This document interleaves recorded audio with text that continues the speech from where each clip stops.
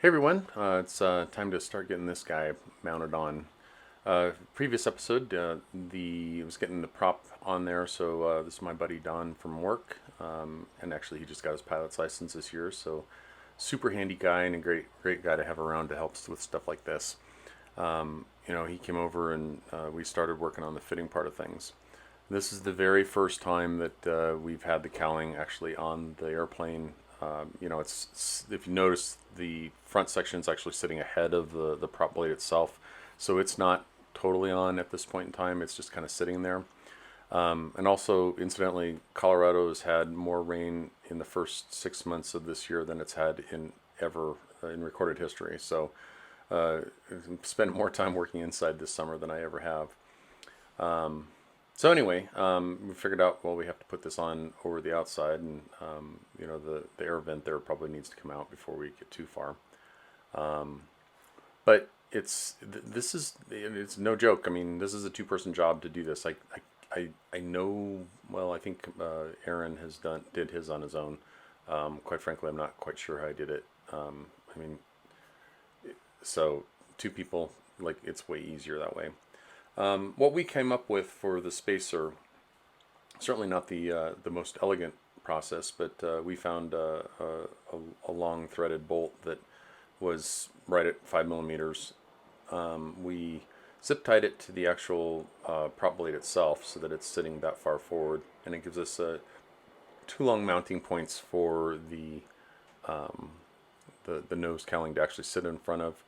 And then we had to figure out a way to keep it in place up and down, so you can get forward and back, and then you have to figure out up and down.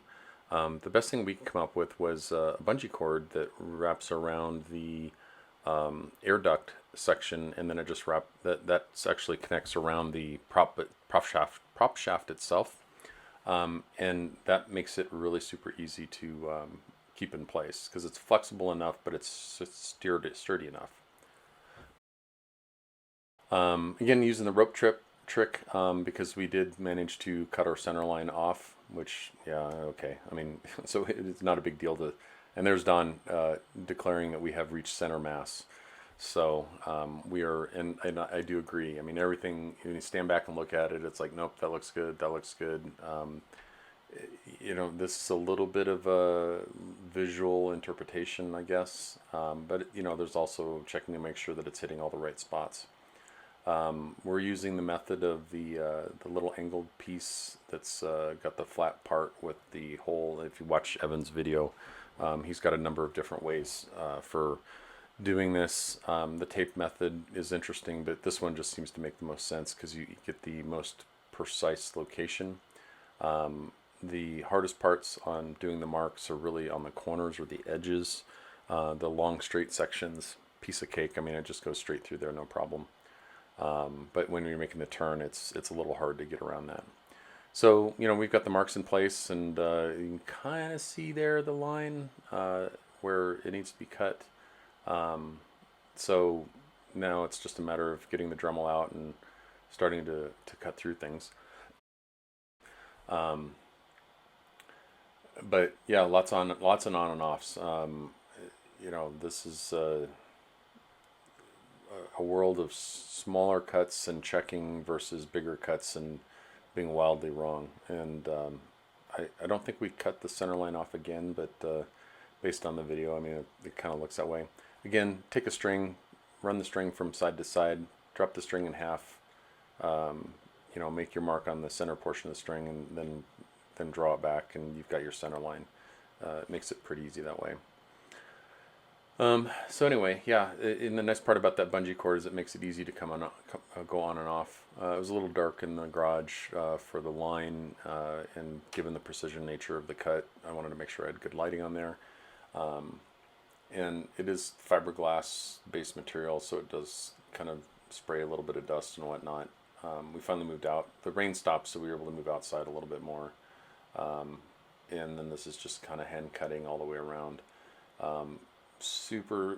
This video is sped up, but I am going very slow and taking my time with this process because if you screw this part up, it's pretty easy to see from the outside. So we put it together again, double check our work. I would rather cut off too little than too much.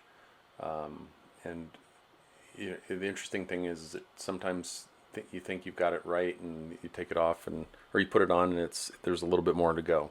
So we just kept doing that for a while. I think we spent 2 or 3 hours just going through this part of the process. And as you can see, the sun finally came back out. But at the end of the day, I mean, we got it fit. And at this point in time, it's just doing the fine tuning on the process, and hopefully by the next videos, you'll see it actually physically attached. Thanks for following, and if you have any questions, please let me know. Talk to you later. Bye.